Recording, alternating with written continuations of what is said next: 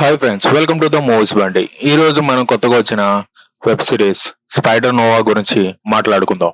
Spider Noah వచ్చేసి మనం చూసిన స్పైడర్ మ్యాన్ మూవీస్ లాగా కాదు, ఇది చాలా డిఫరెంట్ గా ఉంటుంది. దీని టైం లైన్ మొత్తం మనకి 1930లో జరుగుతుంది. నగరంలో చాలా సిరీస్ ఆఫ్ ఈవెంట్స్ జరుగుతూ ఉంటాయి. దాన్ని మొత్తం కనిపెట్టే ఒక డిటెక్టివ్ గా స్పైడర్ నోవా కనిపిస్తాడు మనకి. అందుకే ఈ సిరీస్ లో మనకి యాక్షన్ తో పాటు మిస్టరీ కూడా చాలా ఉంటుంది.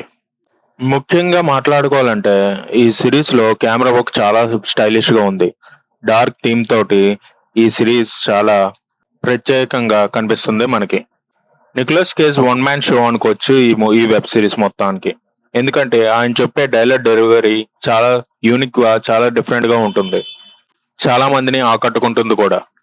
ఈ సిరీస్ లో మనకి యాక్షన్ సీన్స్ చాలా తక్కువ ఉన్న కథ ముందుకు వెళ్లే విధానం మాత్రం ప్రేక్షకుల్ని చాలా ఆకట్టుకుంటుంది.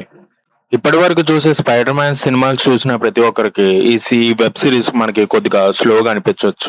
స్పైడర్ మ్యాన్ సినిమాలు ఇష్టపడే వాళ్ళకి ఈ సిరీస్ ఒక కొత్త అనుభవం ఇస్తుంది. కానీ ఇందులో ఫాస్ట్ యాక్షన్ ఇష్టపడిన వాళ్ళందరికీ ఇది కొద్దిగా స్లో అనిపించవచ్చు. మొత్తంగా చెప్పాలంటే స్పైడర్ మ్యాన్ ప్రపంచంలో ఒక కొత్త కోణంలో చూడాలనుకుంటే స్పైడర్ నోవా తప్పకుండా ట్రై చేయండి.